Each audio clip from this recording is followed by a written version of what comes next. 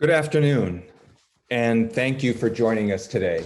My name is Richard Locke. I'm a professor of political science and international public affairs here at Brown, and I currently serve as provost.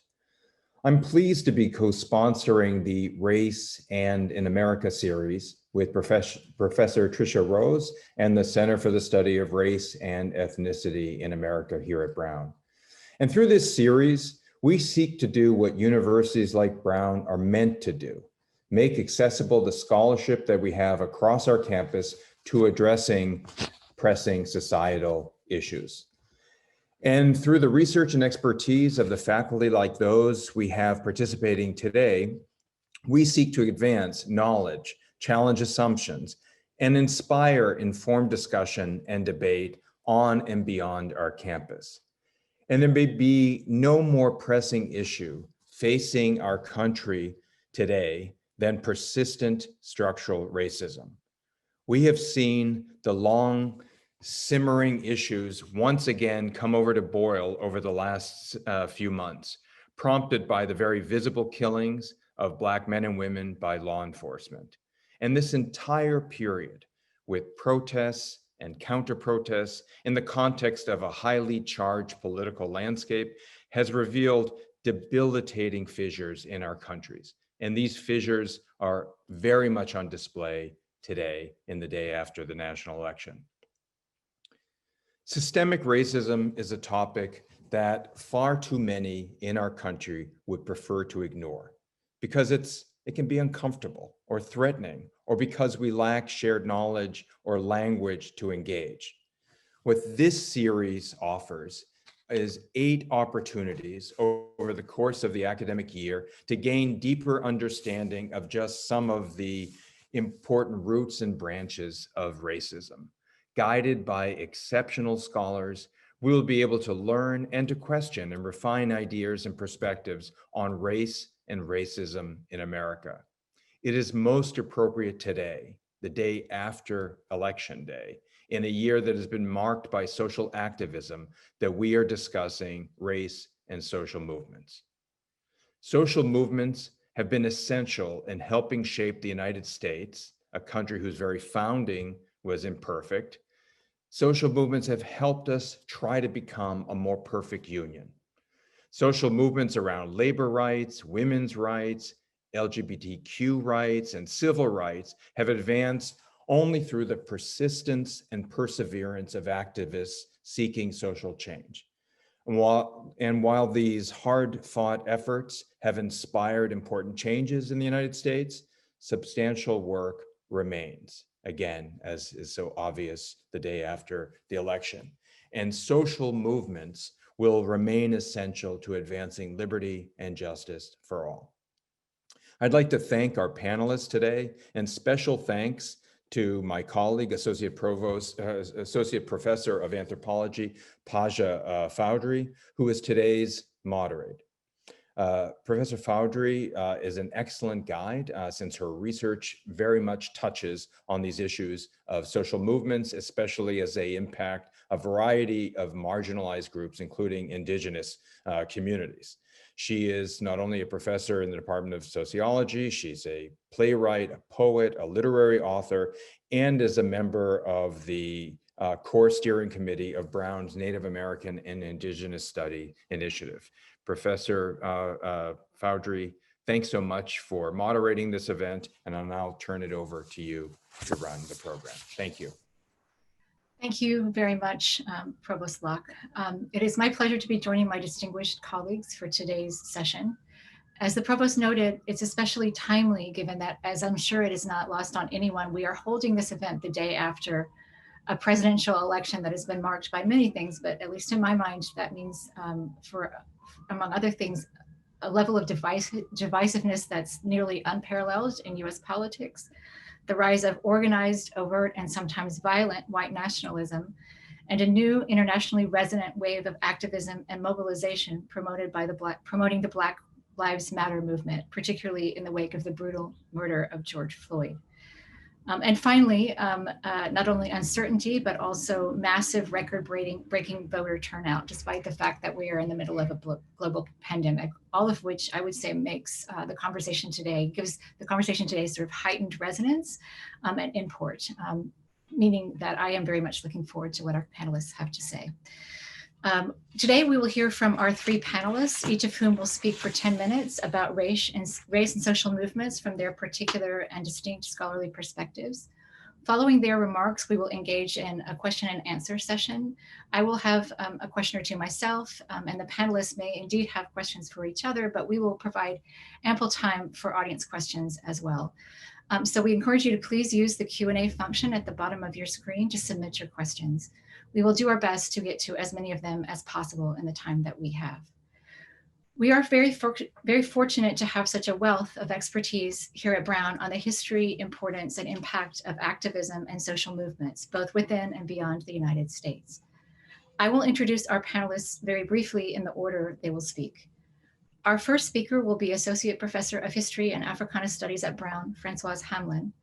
Professor Hamlin is the author of articles, chapters, and books on activism and the civil rights movement, including the book Crossroads at Clarksdale, The Black Freedom Struggle in the Mississippi Delta After World War II. Her current research focuses on youth, trauma, and activism, which I expect we will hear about today. Next will be Rebecca Louise Carter, who is an associate professor jointly appointed in the Department of Anthropology and the Urban Studies program. Her research specializes in the intersected study of creativity, kinship, and relatedness, the reconfiguration of human value, and processes of radical structure and social change in the United States, Africa, and the African diaspora. Finally, we will hear from Brian Meeks, professor and chair of Africana Studies at Brown University. His research interests are in theories of revolution, Caribbean revolutions of the 20th century, hegemony, power, and the state, Caribbean social and political thinkers and thought, and the exploration of alternative avenues to prosperity, with emphasis on the Caribbean and the African diaspora. He has published 12 books and edited collections focusing on revolution, resistance, and radicalism. Let's begin, however, with Professor Françoise Hamlin, who will speak to us for 10 minutes about her research. I'm going to spend a few minutes today convincing you, if you didn't already know, that history matters. And first, I am going to share my screen. Ways to do this when comparing the mass movement for civil rights with the current movement for Black lives. But I'm going to hone in on a sliver of my research and think about activism and Black trauma. I hope it holds together as it's part of an ongoing book project and it's not really intended for a 10-minute talk, but I'm going to do my best. During the research for my first book, I repeatedly heard stories about lost childhoods or activists from what we commonly call the civil rights movement who never quite recovered from the trauma of their work. Now, this is not what I expected. It runs counter to how the movement has been memorialized, what I like to call the kumbaya phenomenon. And it also galls me when some activists do this, right? Sort of this is the, and there are other slogans as well. Sort of this is not your my grandparents' movement, because it really does misinterpret the reality. These grandparents, were also young people, children and youth, experiencing violence against them, violence that leaves psychological as well as physical scars. So this is an iconic photograph of Anne Moody, a student at the Tougaloo College in Jackson, Mississippi, an institution that Brown knows well, sitting on a stool at the downtown Woolworth's lunch counter in 1963. She sits with two white protesters, Joan Trumpour and John Salter, and this image represents both the bravery and rage that propelled the era's Black freedom struggles in the nation. 5 years later, in 1968, Anne Moody published Coming of Age in Mississippi, her autobiography chronicling her childhood and activism in the Mississippi movement. And her prose is blunt and powerful. She calmly describes terror, pain, intense fear, complete exhaustion, and mental breakdown. Yet Anne Moody slipped into obscurity by choice, refusing to give interviews or appear in public for years. She does give 2 interviews in 1985 that provides a window into her gritty reality. And the pivot for her, which is in this book, was the gruesome murder of Emmett Till in 1955, and it created an immediate psychic wound. In 1985, in that interview, Moody noted that the Till case was the moment she realized that she needed to be an activist. It became more real to me, and I became more aware of the fact that it happens not only to adult Black men, but children my own age. She is part of the Emmett Till generation, those the same age who directly connected to him and whose death galvanized their will to change the society where such crimes go unpunished. How many of this generation are the Trayvon Martin, the Sandra Bland, the Breonna Taylor? We can keep going. That generation. From the UK, I'm part of the Stephen Lawrence generation, a young Black man stabbed to death on the streets of London in 1992. In the early 1960s in Mississippi, Moody earnestly looks for escape, physically from a grim future of domestic and farm work, and psychologically from what she had defined as fear-based paralysis in her community and worse, her family. Her trauma began before her activism, the trauma of truth. Her activism, or rather the effects of her activism, did little to soothe her anguished mind, as she put it, and her feeling of dislocation from family, from purpose, and from future. And this becomes even more marked when she leaves Mississippi on a DC-bound bus with just the clothes on her back. And this is where she actually ends her autobiography. Now, I've totally massacred the book. I urge you to go and read the whole thing. And there's a lot more I can say about Anne Moody's life. She died in February 2015 in Mississippi, but I'm going to stop here now for the sake of time and move to a broader discussion about trauma and sort of rope it back to her. With this work, I'm demanding a drastic rethinking of American history, particularly the civil rights movement, to balance the triumphalist, gilded narrative with a more nuanced assessment of the prices paid by young activists and the difficulties in sustaining justice work in a nation devoid of justice. This history matters. We really see it now. When we returned to the lunch counter in Jackson, Mississippi, Anne Moody shared that terrorized space with two others, yet both had more choices. The other two had more choices and prospects than Moody. She could not escape her racial status. She did not have the free range of colleges or jobs from which to choose, nor did she have the economic freedom to earn a decent living any way she chose in a Jim Crow society. Now, white allies chose to organize. They did so out of moral imperatives and had privileges and opportunities to escape Jim Crow by merely blending into a white supremacist society and not speaking out. We have to keep this in mind also. The experience of Blackness in the United States, broadly defined, comes with an intensely violent and debilitating historical legacy. This traumatic legacy informs how those who experience Blackness move through the world regardless of circumstances that might not be as harmful. And I put that in quotes. This traumatic legacy comes from family and group inheritances that socialize and shape. It becomes a baseline upon which new experiences and encounters at best minimize or at worst support and layer further traumas actually suffered by an individual. This is Black trauma. African Americans have historically carried the dismissive claim that they exist without meaningful interiority and thus cannot experience trauma as white beings can. And as such, Black trauma remains controversial. Its very existence widely contested. And it goes back to the historical denial of humanity that persists as what Black folk receive inferior healthcare, seen vividly in this pandemic, or have access to inferior healthcare, and less access to medication like pain meds. In order to have real justice, we need to acknowledge Black trauma. As a society, this has not happened. The trauma evident on social media following Black death at the hands of unregulated and unpunished police specifically tightens the line between the past and the present. It allows us to read trauma with more nuance and compassion because that trauma continues. There is a straight line. History matters. So how does the denial of Black trauma mirror how too many in this nation still view violence against Black bodies and the state-sanctioned murder with little empathy or with any sense of indignation and at the hypocrisy? What has changed? If things have really changed, I argue, then when Black Lives Matter, when this slogan came to the fore, there wouldn't have been the immediate reaction to insist that all lives matter. Of course they do. No one said only Black Lives Matter.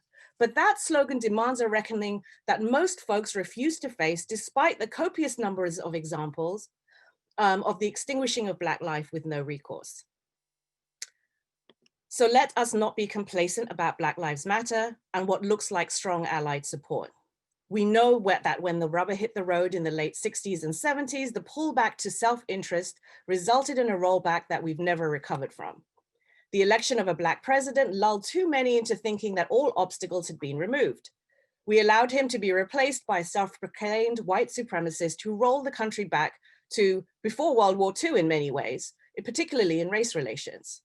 So let's be clear, social movements work in, with, and against a system that operates as intended.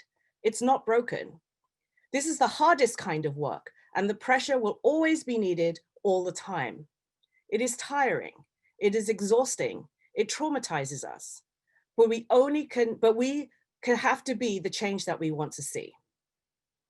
So I thought here that I would actually talk about care too, and perhaps that'll come up in the Q&A, but it was in my heart to focus on trauma because we're all tired, we're all exhausted. So I'm going to end with my favorite Audre Lorde quotes, the last line from her poem, A Litany for Survival. So it is better to speak, remembering we were never meant to survive. Keep doing the work, take care of yourselves and each other. Thank you. Good afternoon, everyone. I'm really honored to be a part of this webinar. And I just wanted to add my thanks to Provost Rick Locke and Tricia Rose, Director of CSREA, for putting this together and for inviting me to participate. So I'll start by saying just a few words about my work and approach, so you'll have a sense of where I'm coming from in these remarks. My research in cultural and urban anthropology responds to the conditions of vulnerability and violence that persist in the world, a broad concern that is well established in the social sciences and humanities, but one that proceeds with new urgency in the present and increasingly precarious world. Working against the tendency to locate and then leave such conditions within poor Black and Brown communities, my research examines the ways in which they are produced and transformed, exploring where and how people live and what they imagine and do. More broadly, I'm interested in moving beyond a dominant focus on Black suffering and towards an anthropology of Black life itself, examining the revelations, orientations, practices, and movements that define humanity in the current age. To date, my research has been based in the city of New Orleans, about which I recently published a book titled Prayers for the People, Homicide and Humanity in the Crescent City. This is an ethnographic and ethnohistorical study situated at the intersection of urban life, death, and social spiritual recovery. It reaches out in two directions. First, although studies of urban violence in the United States are frequently cited in poor Black communities, Prayers for the People broadens the view by identifying a centuries-old system of social death and erasure, particularly well illuminated in the wake of Hurricane Katrina. The book thus makes clear the doubly constituted nature of violence, with social death perpetuated, for example, through racism, poverty, discrimination, and incarceration, and physical death from disease, homicide, and disaster-related injury as concurrent realities. Second, and with the Black urban delta now established, the book directs readers to the frameworks and practices that constitute the crescent or emergent city, focusing in particular on religious activism and social reform in the Black church. The Crescent City, of course, first refers to New Orleans. It is an existing moniker referencing the city's location along a crescent-shaped curve of the Mississippi River. I use this term, however, to signify the cusp of change, viewing the city as a generative space in a world that is crescent rather than created, a world that is always in the making. To bring forward the frameworks and practices of the Crescent City, the book traces the history, mission, and progressive vision of religious work at a Baptist church I call Liberty Street. It follows ministers and other clergy members as they preach sermons, lead crime walks, hold vigils, organize rallies, open prayer circles, and direct evangelism. It reveals how parishioners simultaneously remember, claim, and attend to the dead, primarily the young Black men who are most frequently the victims of homicide, but who remain their sons, grandsons, brothers, cousins, and other relations. The book follows in particular the religious work of Black women, centering their experiences, testimonies, and forms of knowledge as they mediate the space of death and transformation, meeting, for example, in a weekly support group for grieving mothers, and marking the birth and death anniversaries of lost loved ones to claim and assert their social and spiritual value as one way to continuously raise the dead. More broadly, the book traces the emergence of an African-American religious ideal, one that extends from the legacies of Black social Christianity while it advances the frameworks and practices of a sacred Black humanity to bring about a sustainable, nonviolent, and just urban future. As this ideal took shape in New Orleans, its components included a vision of a beloved community attuned to the present day, built on the recognition of Black worth and the practice of a restorative kinship, by which the faithful worked against the denial of Black personhood, as well as the violent severing of familial and social bonds to recover their loved ones and communities. I want to briefly describe for you a particular ministry started by the pastor of Liberty Street, which will hopefully be a useful case study for our conversation today. Pastor Samuel became the spiritual leader of the church in the late 1980s, continuing several key ministries, including a campaign to end the violence that was impacting the Black community. After a particularly difficult period in the mid-1990s, he decided to rent a commercial billboard at a prominent intersection in Central City. There, he put up a sign that read, "Thou shalt not kill." It was a simple but arresting message rendered in dark capital letters set against a plain white background. There were no other words or images, not even the name of the church. The idea, according to Pastor Samuel, was not just to communicate the message that killing is wrong, but to make a statement that it is God who says it is wrong. The church maintained the billboard for 3 years until the advertising company abruptly canceled the contract after someone in the church's administrative office was late just one time sending in a payment. Without a word, the account was closed and the billboard was returned to its corporate advertising origins. Undeterred, the church continued its ministry on a smaller but ultimately broader scale. Pastor Samuel printed thousands of placard-sized signs with the same message and design, and church members placed them all over town, leaving signs with residents and business owners, tacking them up on bulletin boards and telephone poles, and staking them in the neutral ground, the median that runs down the center of many of New Orleans streets. Soon they were visible at almost every turn, that is, until the City Department of Sanitation swept through and removed them all. This was a source of much frustration for the pastor. I was going all the way down that neutral ground, putting those signs along the street, maybe 20 in a block on each side, he told me. And the city came through and took every sign down, took every sign and threw them away. And they were expensive too. So I said, I'll tell you what, we'll be the signs. Thus began a series of weekly demonstrations. Church members would congregate outside, sometimes holding hands or positioning themselves shoulder to shoulder with each person holding a "Thou shalt not kill" sign to form a protective barrier around a particular part of the neighborhood, such as the site of a crime or a distressed area in need of care. Just as Pastor Samuel had imagined, the people themselves became the signpost for the assertion of Black social and spiritual value, commanded from on high and made visible on the ground. The impact of this work was great, exemplified by a memorable encounter that the pastor liked to recount. There was this Black guy. I could see him coming almost all the way from the other end of the block, he began. He walked right down the middle of that neutral ground, came right up to me, looked me dead in the eye and said, "This is the safest I have ever felt in my life." I'll never forget that. He said, "This is the safest I have ever felt in my life."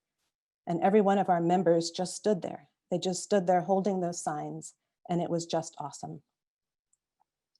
I come back to this example a lot as I find it really useful for thinking about social movement as daily practice, especially given the present and overwhelming state of crisis we are in.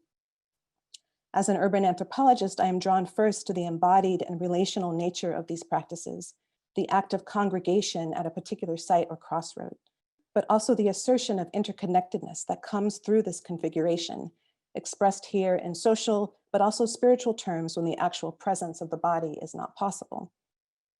This congregation grounds an assertion of value, of Black life, which thou shalt not kill, through the body, but also directly inscribed in the landscape by these accessible methods of placemaking, place marking, and being the sign. All of this shores up the social geographic structure of the movement, and as key sites are identified and claimed, they become part of a multi-layered landscape for the long struggle for Black lives in past, present, and future time. For example, the original "Thou shalt not kill" billboard towered over a memorial to the Reverend Dr. Martin Luther King Jr. at the end of Martin Luther King Jr. Boulevard, which local activists had fought to establish decades before in the heart of a back of town neighborhood that had been built on drained swampland in the late 1800s to house formerly enslaved peoples. And as people there worked in place to transform conditions, they also built up an important internal architecture. I'm struck in particular by the stillness and quiet that is evident here, through which they turned a city block into a space where Black people could freely exist and move. The man who walked down the center of the neutral ground made this clear, articulating a sense of belonging and safety in an otherwise hazardous world. To close, just add a few additional thoughts about how all of this might direct the broader movement for social justice, both the consideration of that movement and our participation in it, particularly given how very long the movement towards justice seems to be, as evidenced by the status of the US presidential election and regardless of the outcome. So I am thinking in particular about what this means in the everyday, how we build out similar spaces and practices, both internal and external, where we can freely and safely exist while we slowly inch forward. This requires first an acknowledgement of the persistence of violence in all its forms. The impact on Black, Indigenous, and people of color is devastating. The struggle is real. The expectations for how one shows up for this work are high, and frankly, we are exhausted. And none of this can be considered apart from the sobering realization that being and relating is currently being reconfigured for us as COVID-19 continues its surge in a worldwide space of distance and death. And yet the everyday march towards justice must encompass this too, reminding us that there is no cordoning off of a movement that is happening out there somewhere, a movement that you can go to and come back from. Rather, the work at Liberty Street makes clear the need to simultaneously integrate and reconfigure the parameters, exactly when, where, and how we are, so that we can affect change and move through one moment, one day, one city block at a time. The author, Arundhati Roy, recently published an essay titled "The Pandemic is a Portal," which has given me some inspiration in this regard. In a recorded conversation on her work with Imani Perry, organized by Haymarket Books, Roy describes the complexity of the troubled world, explaining that the world is how it is because of the millions of decisions that have been made, and pointing out that for each of those decisions, there could have been another, a different choice or solution. In order to undo and remake the world, Roy says we have to take it apart like we undo knitting, one stitch at a time. And in this, there are more choices, decisions to very carefully make. As Roy concludes in her essay about the portal, quote, "We can choose to walk through it, dragging the carcasses of our prejudice and hatred, our avarice, our data banks and dead ideas, our dead rivers and smoky skies behind us. Or we can walk through lightly with little luggage, ready to imagine another world and ready to fight for it." So I will leave it there. Thank you again for the opportunity to share, and I look forward to questions and our discussion to follow. Thank you very much, Rebecca. And now, last but certainly not least, we will now hear from Professor Brian Meeks. Thanks, Paja. I want to thank Provost Locke and Professor Rose for this insightful idea. And least of all, it's a distraction from today, which allows me to think about something else than the election. I didn't sleep last night. What I'm going to try to do is very different from both Françoise and Rebecca, two very insightful, but also very different kinds of presentations. And I'm going to try to give a sense of the arc and contour of my work and how I think it connects to the present moment we are in. Much of my work over many decades has been largely focused on the Caribbean and on the big picture of revolt and upheaval, on the often described and perhaps overanalyzed question of social revolution. It began with my attempt to chronicle and understand the 1970 Black Power revolution in Trinidad and Tobago, an unsuccessful post-colonial uprising, which somewhat ironically was directed at, but failed to remove the anti-colonial hero of Trinidad and Tobago's independence, Eric Williams. My second major project, and doctoral dissertation was on the Grenada Revolution, attempting to grasp its path and the peculiar set of circumstances which ended with the tragic death of the leader of that regime, Maurice Bishop, followed hard on its heels by the US-led invasion of October 1983. In my first book, I compared the Grenadian, Cuban, and Nicaraguan revolutions, the three outstanding social revolutions of the mid to late 20th century in the Americas. The essential conclusion as to how successful insurrections occurred to be differentiated from the long-term trajectories of the revolutions themselves was that revolutions occur at a peculiar conjuncture of the local and the international. For small states, the international includes especially a self-explanatory, permissive world context. For the local situation, it required multiple crises. First, for the popular majority, there needs to be a deep and seemingly irresolvable socioeconomic crisis. But this in itself is an insufficient condition. Accompanying this, there must be some irreparable fissure at the top, or deep glacial cracks between critical elements of the ruling bloc or alliance of traditionally dominant social forces. Without the first condition of deep accumulated grievances among the popular classes, there's no basis for revolt. But without the second, that is the crisis at the top, there is no successful insurrection. In the second phase of my work, I turned again to the Caribbean of the 1980s and 90s, after the event of the Grenada Revolution and of the manly period of democratic socialism in Jamaica, and generally after the period of popular upheaval that started with the 1960s Black Power movement. I focused on the anomie, dissonance, and uncertainty that pervaded the politics of Jamaica, and drew on Stuart Hall's work, as well as Gramsci, to coin the phrase hegemonic dissolution, in order to describe a period in which no dominant social force has clear control of the intellectual or cultural direction of the society. Political systems, I suggested, remained largely intact. Elections came and went, but there was no common sense of purpose or direction for the nation, led by a consensus among the ruling bloc. Hegemonic dissolution, I suggested, could either be resolved by a backward turn towards revanchist and colonial values, including the reassertion of colonial and racist tropes, the failure to move beyond this impasse, which could possibly lead to the common ruin of the contending classes, or the emergence of a new progressive alliance capable of wrenching the society forward with a new vision of possibilities and radical social, economic, and political policies. In the third phase of my work, I came to Brown University in 2015 and witnessed the 2016 rise and election of Donald Trump. Trump's victory, and indeed the entire political moment in the US, despite the huge differences in scale and the shifts in world time with the Caribbean of the 90s, reminded me of my earlier analysis of hegemonic dissolution. There were huge matters of structural racism evident in carceral policies, racial profiling, and the brutality against Black citizens that remained fraught and unresolved and led to the rise of the movement for Black lives.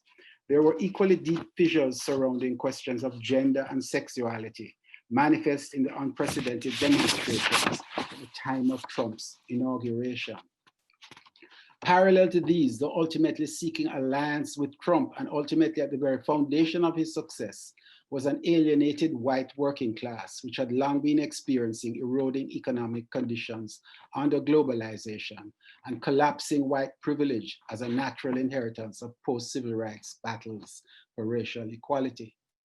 Trump emerged at this conjuncture, this moment of American hegemonic dissolution, when the righteousness of neoliberal magic of the marketplace philosophy had been undermined by the 2008 market collapse, but when there was yet to consolidate a clearly articulated, loudly amplified, and resonant alternative path. What I found ironic and interesting about Trump was that, unlike Margaret Thatcher in the UK, who met the 1980s crisis of Keynesian social capitalism with the hegemonic building strategy of neoliberalism, captured infamously in her popular mantra, "There is no alternative," Trump and his enabling cadres have never sought to convince or win over an historic majority by the careful elaboration of a new appealing vision. My conclusion in a 2017 essay written for the Brown Political Concept Seminar suggested that their strategy was always to rule with a minority and to game the political system to keep on winning and consolidate power. History repeats itself, the first time as tragedy, the second as farce. While it is dangerous to describe Trump's regime as fascist, the continued flourishing of the free press, the largely uncontested right to popular assembly, and indeed the election that we have just witnessed, all provide contrary evidence, though it is also quite true to suggest that there are clear historical resonances with right-wing authoritarian rule evident in policies, utterances, and actions in support of white nationalism. Perhaps most astoundingly, this morning's announcements of fraud in the election, even as votes were legally being counted, as they still continue to be. Finally, in the current phase of my work, I'm thinking with Africana graduate student Justin Lang and Professor Tony Bogues on ways to explore the meaning of the 2020 efflorescence, both nationally and globally, of the Black Lives Matter movement following the brutal death of George Floyd. With sustained demonstrations over the spring and summer of 2020 in over 2,200 towns and cities in the US and growing to all corners of the world, the movement for Black Lives, preceded by the 2017 Women's March, which at the time was the largest single-day demonstration in US and perhaps global history, the spontaneous demonstrations around the Muslim ban, the anti-gun efforts of the Parkland students, and beyond the US, the 2019 upheavals in Sudan, Chile, Lebanon, and so much more, is evidence of a new phase of popular global upwelling. On its masthead is a surprisingly coherent set of demands, including opposition to authoritarian states and systems, an end to systemic racism, an end to gender and sexual discrimination, certainly an end to neoliberalism and its grotesque inequalities of wealth, and a thorough rethinking of capitalism. Are we witnessing the first tremblings of a global revolutionary situation? Or is this simply another moment, a temporary inflection that will quickly pass? I'm not certain, but the looming environmental catastrophe that is upon us, the deep chasms between global supply and demand, the gaping structural inequalities of the finance-led economy, the dangers of long-term unemployment in a robotic world, all lead to uncertainty and fuel an unprecedented national and global mass movement that will not, I think, dissipate and go gently into that dark night. Thank you. Thank you very much, Brian. And I want to thank all of you for your incredibly cogent, moving, and insightful remarks. You've given us a lot to consider, and I'm looking forward to the conversation to come.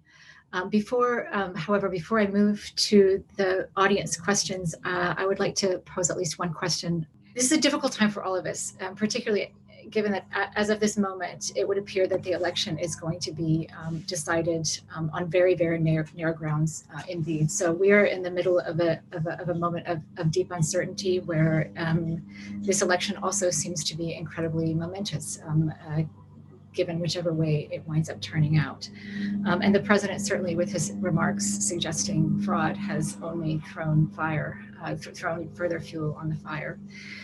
Given that context, which is of course not just one that we can think of in intellectually, but also an emotionally fraught context, I guess I just wanted to turn to each of the panelists briefly in turn and ask you how you are thinking of this moment in light of your own work.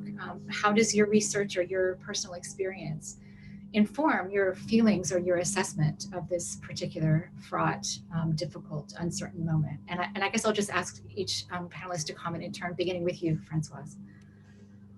I'm not surprised about what's going on. I think, you know, again, as a historian, you think about how the system was created and it's working the way it's created to. So it's trying to correct itself. You know, the whole idea of the electoral college is inherently undemocratic. So, you know, to expect a fair outcome is, you know, you know, pie in the sky in some ways. So I'm right now I'm furious. I'm just furious and fuming, and I'm hoping that didn't come across too much as I gave my paper. But it's, you know, and I ended, you know, and I wrote this before yesterday because I knew I wouldn't have the energy to do it yesterday. But it's true. We're all tired. We're all exhausted. The fight will continue. It will always be there because we're always fighting a system that was created to work the way it's working, right? We want to say it's broken, but it's actually working the way it was created to work. Thank you. I guess I'll ask you, Rebecca, to comment now briefly. Yes, thank you. I am also very exhausted and not surprised like Françoise either, but also just wiped out. And so I think for me, what's coming up most directly is, you know, if the fight will continue, and it must, like, how do we do that while we're exhausted? You know, how do we work through the exhaustion? How do we mobilize exhaustion to participate and to take the next step? I don't know the answer to that, but I know that, like, sort of the impact, the trauma, like, has to be part of the equation. Like, it has to be part of our conversation about what we do and how we move and what the next step is. And so I really appreciated Françoise' presentation for its focused on trauma. And I would like to think more about that just kind of personally, but also in my own work. Because I don't think that it has been as central as it could be in terms of thinking and talking about movements and the history of social movements and how they're designed and how they succeed. You know, I think that piece has been missing, and I feel it's very, very prominent right now. So that's just what's on the top of my mind at the moment. Rebecca, I guess I'll turn now briefly to you, Brian, and any comments you might want to offer. You know, I can't help but wear my hat as an amateur or student of political theory and of comparative politics, and to think about the moment we're in as underlining some of the points I was trying to make, which suggested a moment of gridlock and of impasse. You know, the best possible outcome for the Democrats at this stage of the game is that, and it looks distinctly possible that, you know, Biden will get to 270. But if he does, and assuming we get to January, which is a big assumption, we have a Supreme Court which is stacked against him. We have a Senate which will be stacked against him. So we're talking about gridlock. So in that context, you know, we're going into a situation which is quite remarkable. But I want to underline the point that in this period of pandemic, what we've seen is an unprecedented popular mobilization. We forget it in a sense, but, you know, an unprecedented mobilization across geographic, racial lines, a global mobilization, not just an American mobilization, but starting from that old central feature of that Du Bois outlined more than a century ago. The color line was the problem of the 20th century. The color line emerges in the 21st century as central to whatever needs to be unraveled or solved. It remains a central factor. This is a period for struggle. It is a period of recommitment to social movements. You know, if Biden somehow loses the presidency, then that is on one platform. But if he wins, it is on another platform. That the commitment has got to be to struggle for the things that we've been speaking about, for Black lives, for the environment, you know, for gender equality. These are the enduring issues that remain and will be advanced, I think, coming out of the efflorescence of 2020. This question is, and I'm reading it, we often discuss white supremacy as a structure, but I wonder if the panelists have studied the current incarnation of white supremacy, the mainstreaming of the all lives matter mindset, as its own racial social movement, and therefore what its implications are for affecting the success of social movements by marginalized peoples. And I'll start by directing this to you, Françoise, but I'll invite Brian or Rebecca, either one, to jump in afterwards if you have additional comments you'd like to add. I thought I answered that, sort of thinking about how all lives matter is basically white lives, is basically to dilute and not acknowledge Black humanity, right? So Black Lives Matter has to be, that this idea of a zero-sum game. So in order to not say Black lives don't matter, right, it goes to all lives matter, blue lives matter, as the counter, right? So it's this masking of white supremacy, but it's a very thin mask. So it's the only changes in the language, right? This colorblind language, which has never worked, right? And most of us have seen through it for what it is as a masking, but white supremacy continues, nothing's changed. I'll welcome you to jump in, Rebecca and Brian, if you have anything to add. I agree with you, Françoise. I think your presentation was very much focused on that. However, I guess I read embedded in the question of what next in light of that, right? Sort of like what is successful, or what might be a strategic or effective counter given that, or given what you just said and argued in your presentation, what might be an effective way to unmask the implicit white racism, of white nationalism, of comments like that, which I think are not always read by everyone through the lens of race. I mean, I think part of the issue is with social media and the way sort of our media has kind of really polarized. White folks need to talk to each other. There's a point in which me having a conversation with white folks about this, it only goes so far. But the idea of white allyship and white folks doing the work in their own communities, which was always part of the civil rights movement and all movements, right? So allyship's important for that communication process, and those avenues and reach.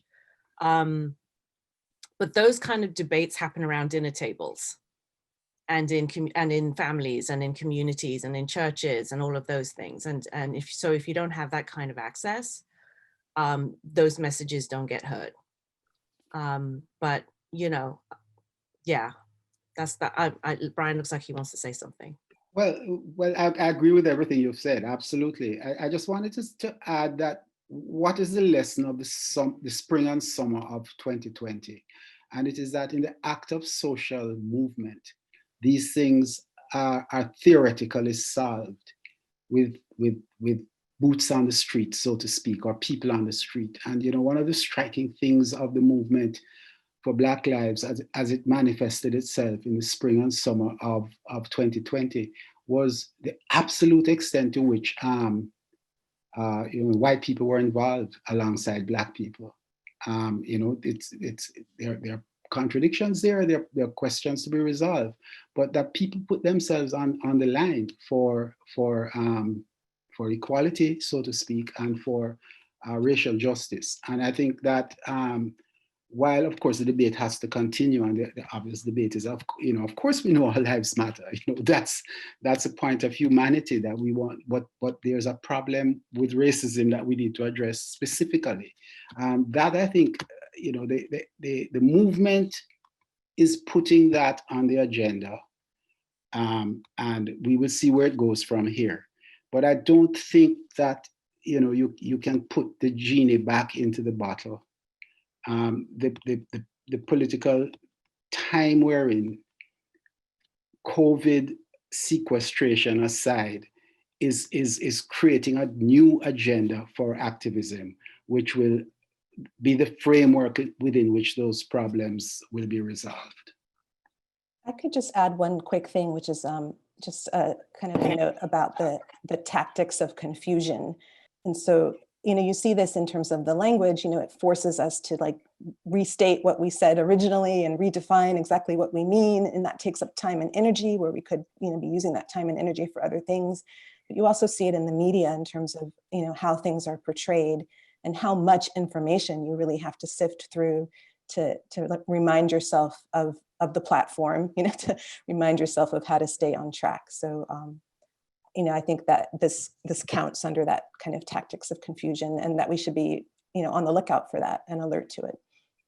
Thank you, all of you. I'm going to turn now to another question from the audience. This one is from Naoko Shibusawa, specifically for Brian, although she welcomes Françoise and Rebecca to jump in as well. Does racial capitalism, in other words, capitalism specifically as part of the dynamics of race, figure in your analysis? How do you think about capitalism and the intersection of race? Hi, Naoko, wherever you are in cyberspace. Yes, I absolutely. I mean, there's a historical dimension to this, which is unquestioned. That is that modern racism and capitalism, as it emerges in its phase, as Marx would say, of primitive accumulation, is on the back of indigenous people and Africans imported from West Africa.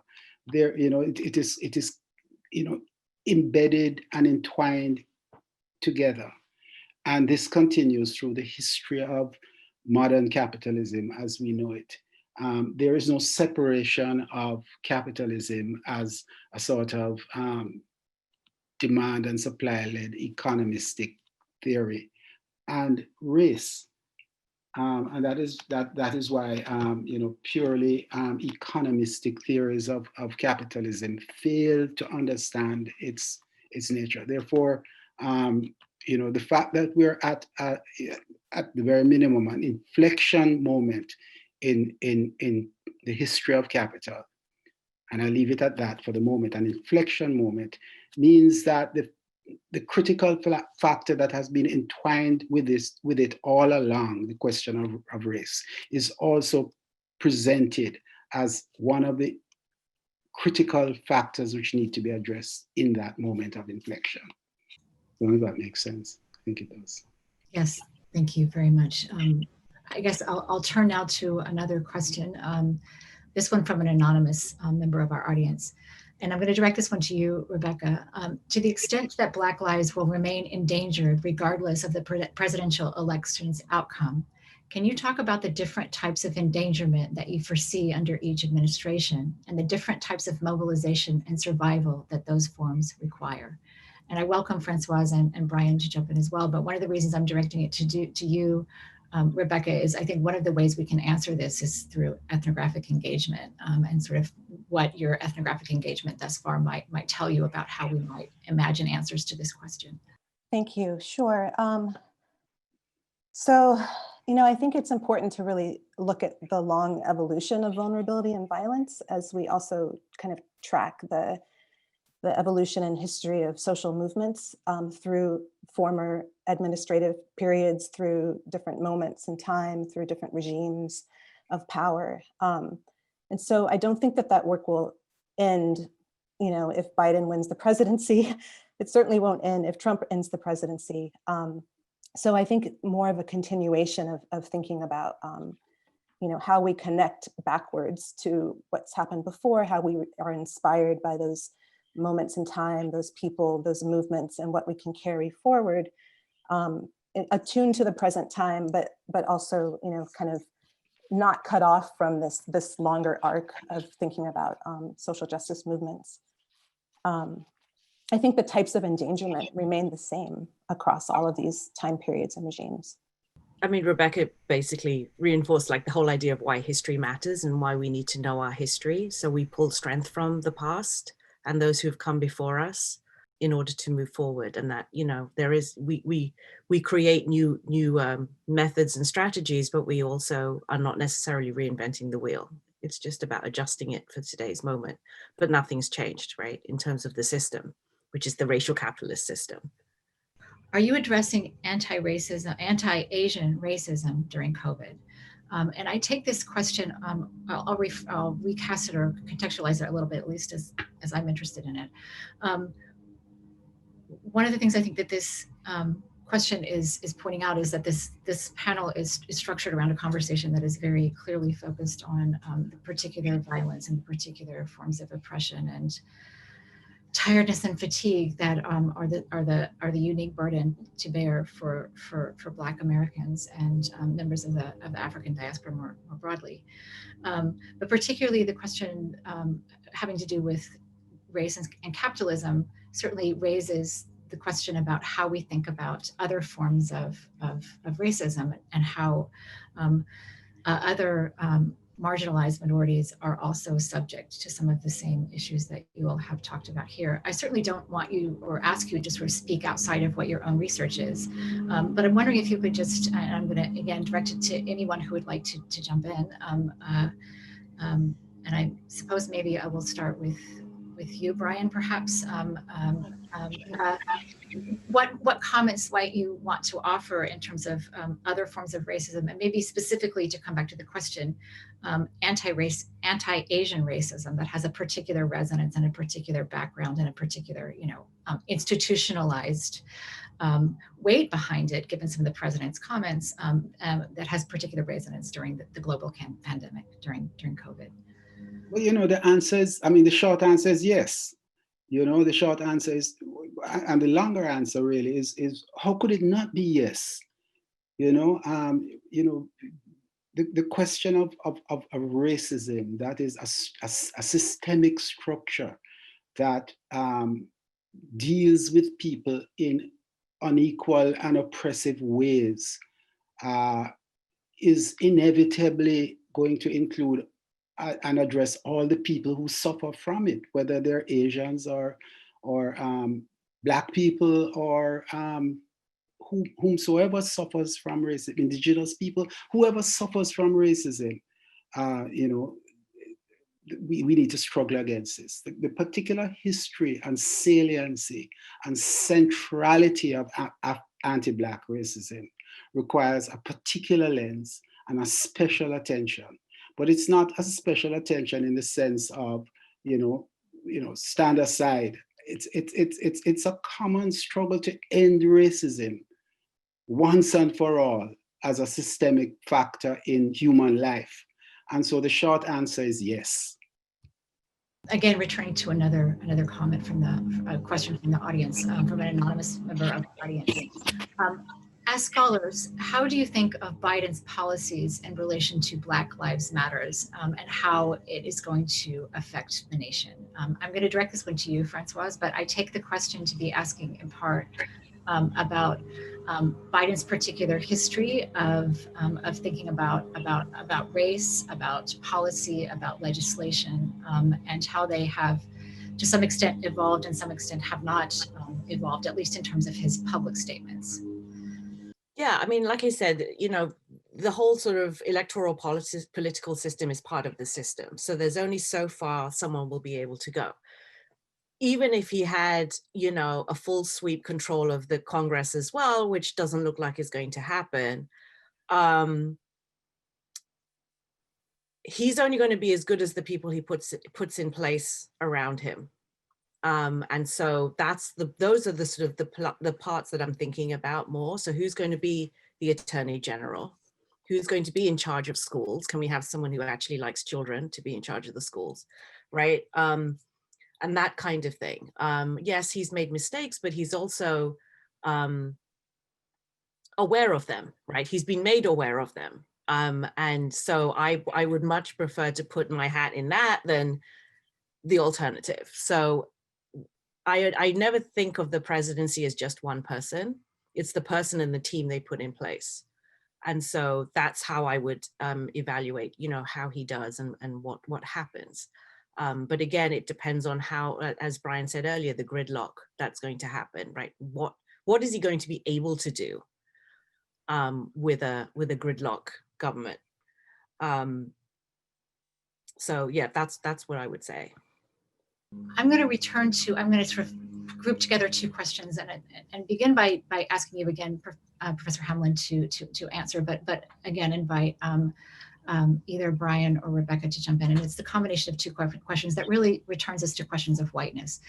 So the first part of this question, I guess, comes from Emma Cavanes, who says, Professor Hamlin said that white people need to talk to each other. More specifically, I would be grateful to hear the panelists' thoughts, specifically specifically on the role of white women in our current election and in white supremacy, which raises the question of gender, which I think is an interesting one to think of.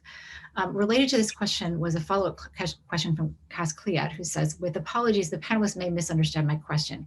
It seemed that they may be talking about all lives matter as a response or reaction, but I wondered if instead it's a new social movement.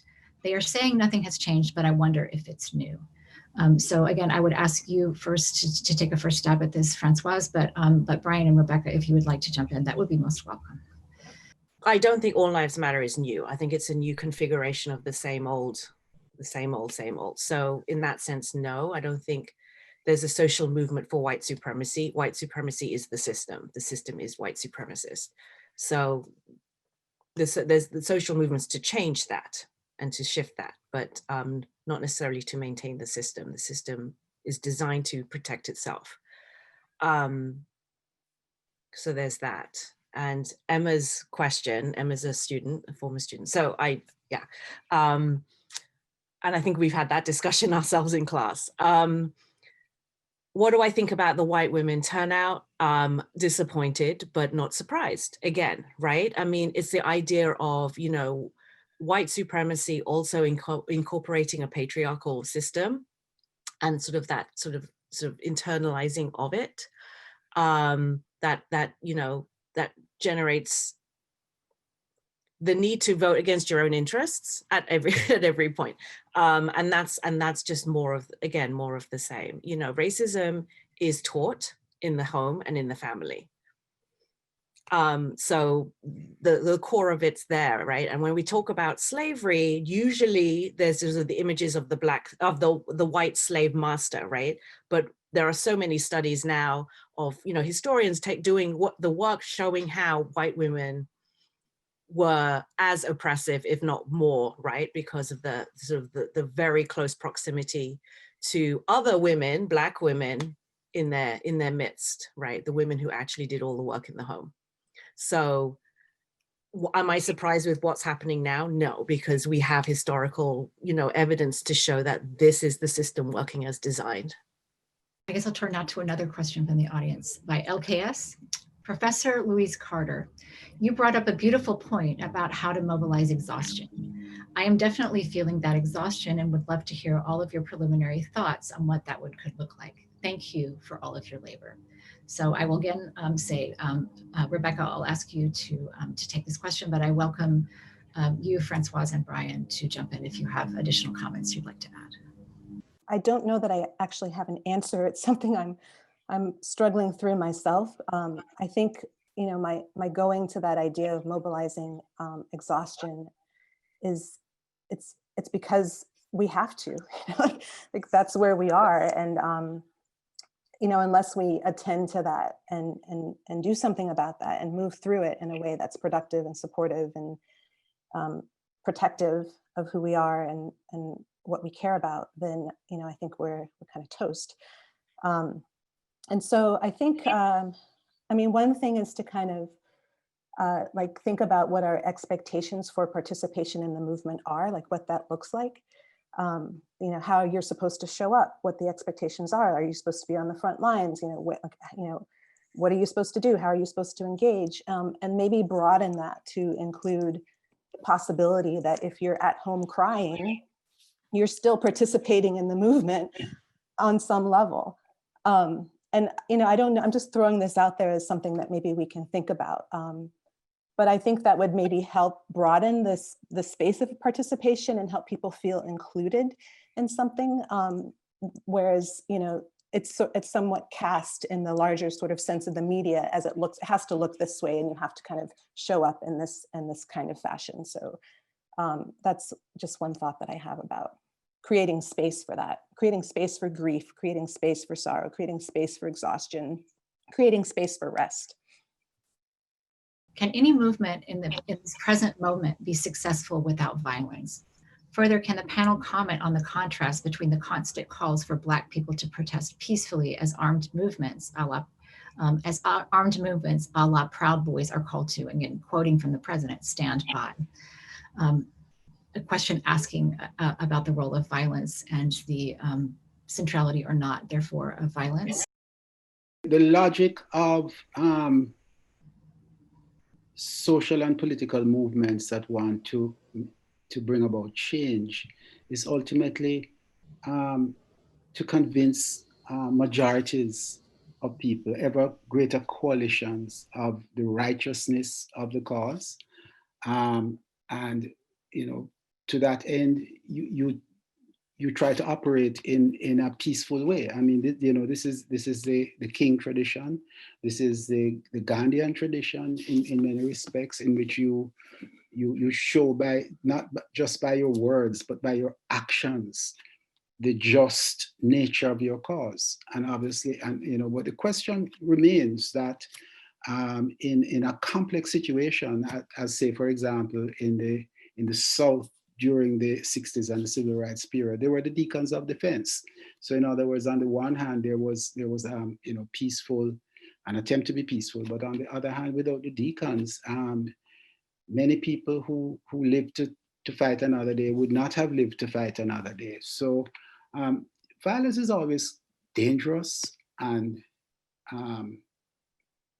has effects which extend beyond the moment. So you try to avoid it at all costs. But to say that on principle, social movements can never defend themselves would seem to me to be a mistaken perspective. But violence as a first move in any social movement is counterproductive. Yeah, I would totally agree with that. And also to think that the civil rights movement was a non-violent movement is sort of erroneous anyway, right? The deacons for the defense were exactly that. They were armed men exercising their Second Amendment who protected their communities, right? So were the Black Panther Party for self-defense. Armed men who utilized mostly men, women too, who utilized the Second Amendment and was designed and created to defend themselves against police brutality in Oakland. That was it, right? It wasn't to start something, but it was to end something that might have been started. And so, I always say this tongue in cheek, but it's true. I think if, we had folks arming themselves, and I'm English, so I'm not doing that. But, utilizing their Second Amendment, arming themselves and joining the NRA, I'd be really interested to see how many of these Second Amendment protectors will be so interested in doing that, and how much we would actually have more legislation cutting gun ownership, or at least, taking certain guns out of the equation, because that happened in Oakland, that happened in California as a direct result of the Black Panthers saying, hey, so there are historical, again, always there's a historical resonance to this, and then a misremembering purposefully so that we forget that this was real.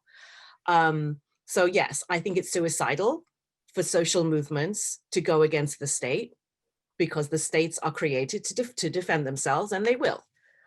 But the idea of self-defense is very different to armed, self-defense and armed resistance and offense of, armed offensiveness, very different things.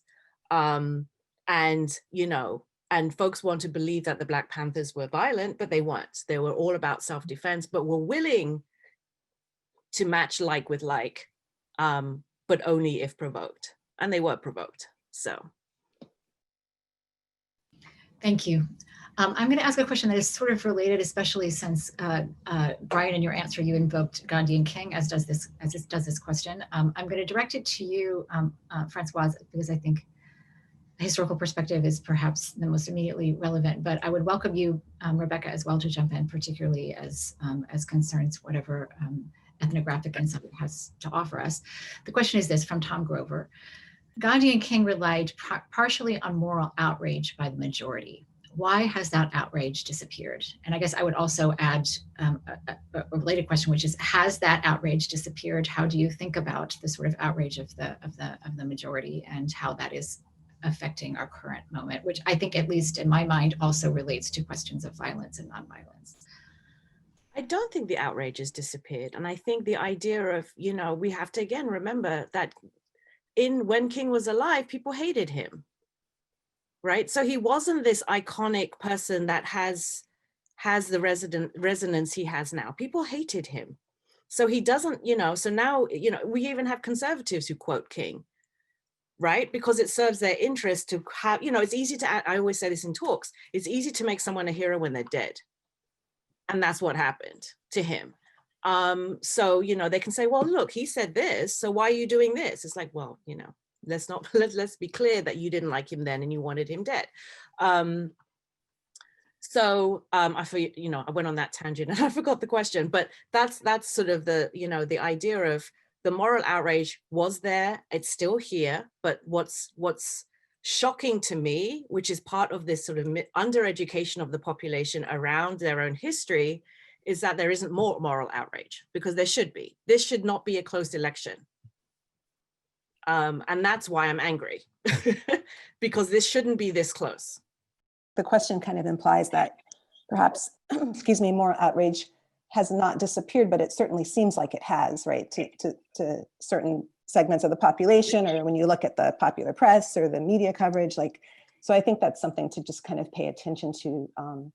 Like, if moral outrage has not disappeared, how is, you know, what sense of morality is being broadcast? Right?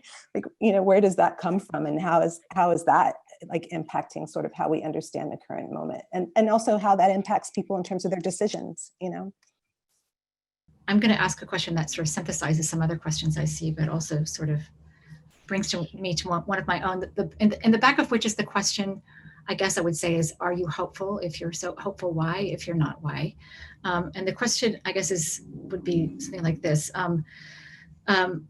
As you all have kind of talked about, social movements have often played an important role in expanding freedoms historically, but it's also common for state practice, and this is something that came out particularly clearly, I would say, in your comments, Françoise, is to suppress and delegitimize such movements as disorder and violence, so this system continues to work the way it's meant to work.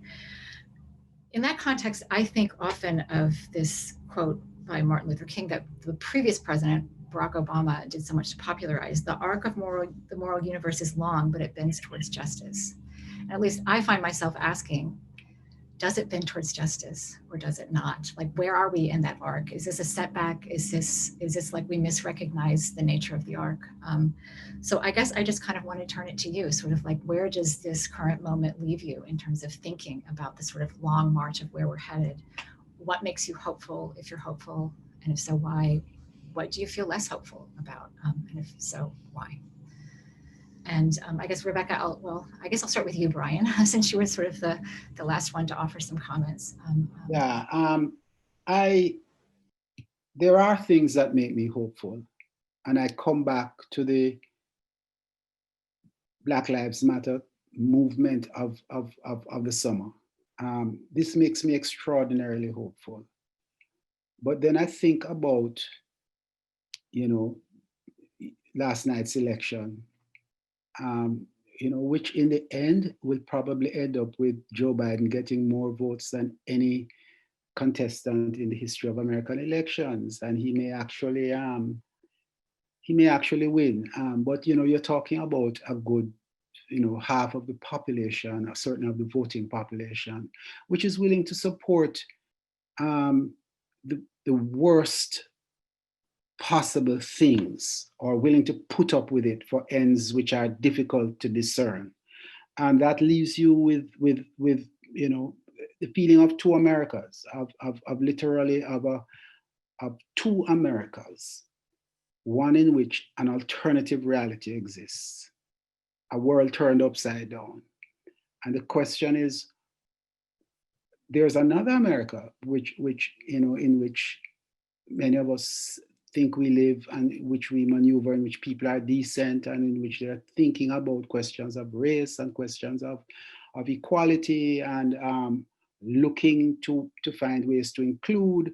But then there's this other place which is there beside it. So I must tell you, today is a difficult day to be hopeful, but I'm an eternal optimist, and I think that the answer has got to be in the fact that the most fantastic social movements have emerged.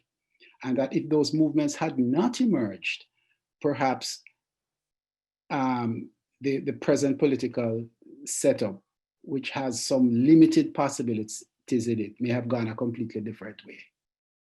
Hope for me is in the everyday. So despite the very long evening and my dismay, my complete angst over the situation, I was able to get my son safely to school this morning, right? So it's those kinds of those moments that matter, that count, you know, where you can kind of mobilize relatedness and kinship and love and care, you know, in that space and create somewhat of a protective zone, right, over a little piece of it for however long, for a particular moment or part of the day.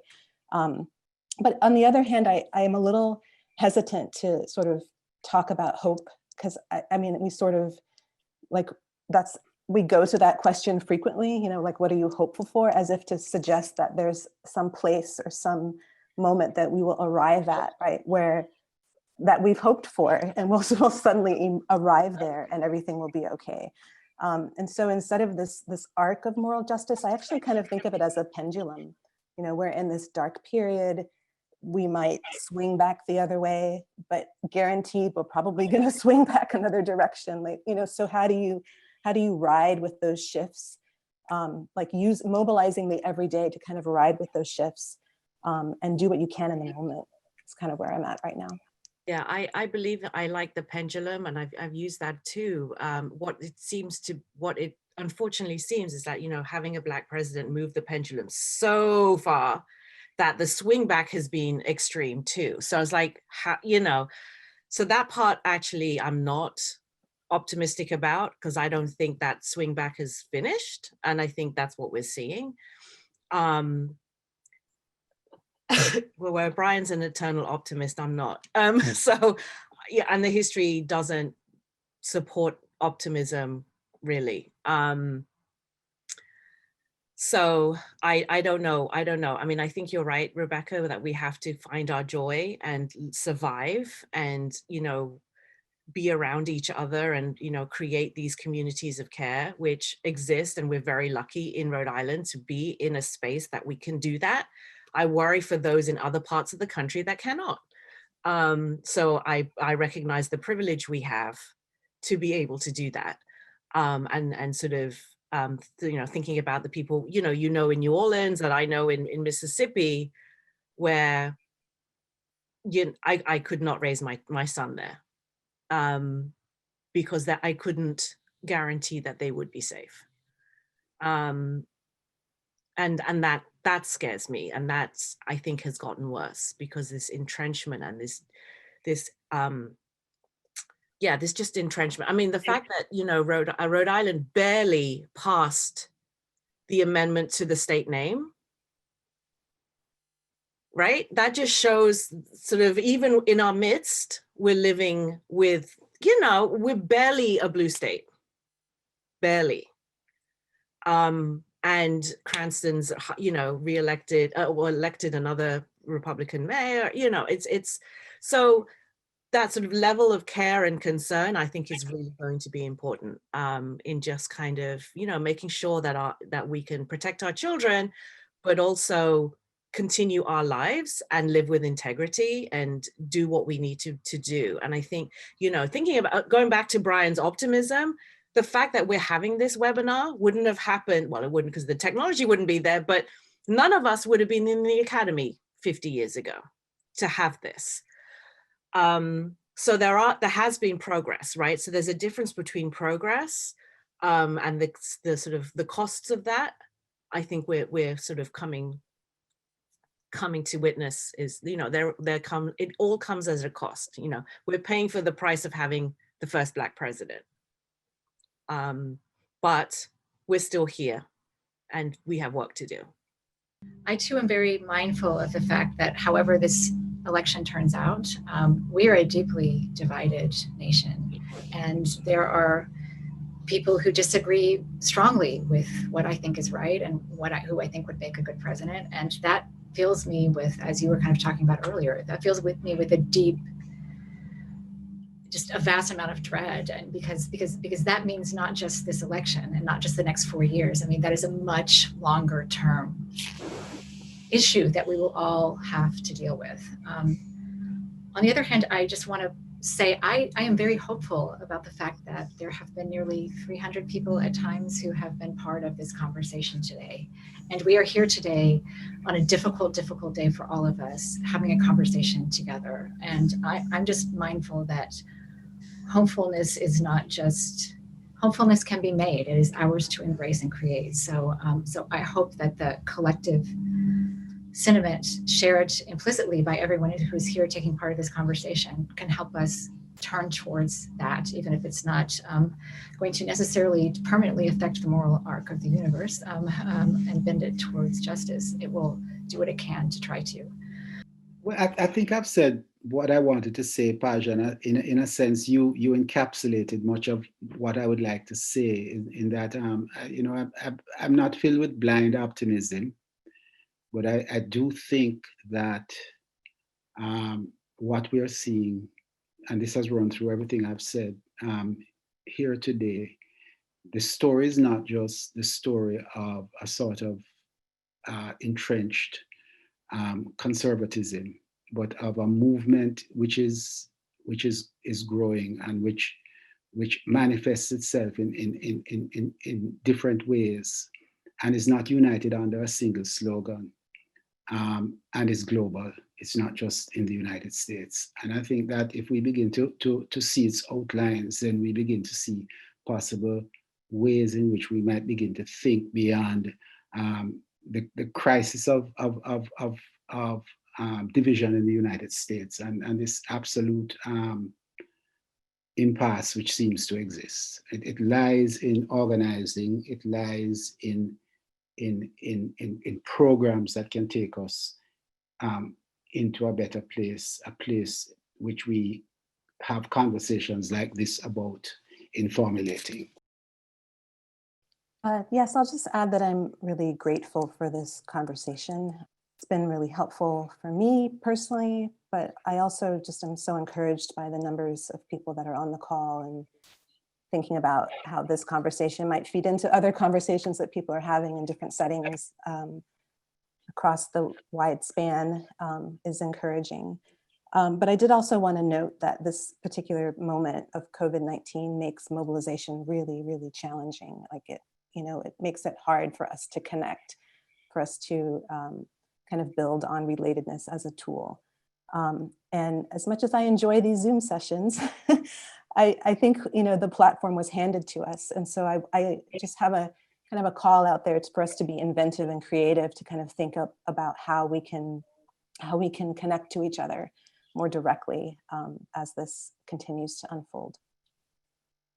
I guess I want to end by sort of thinking about, am I muted? No. Thinking about what, go back to Audre Lorde, right? And to sort of thinking about the hope, but also of what we need to do. So that Audre Lorde quote, "So it is better to speak with remembering that we were never meant to survive."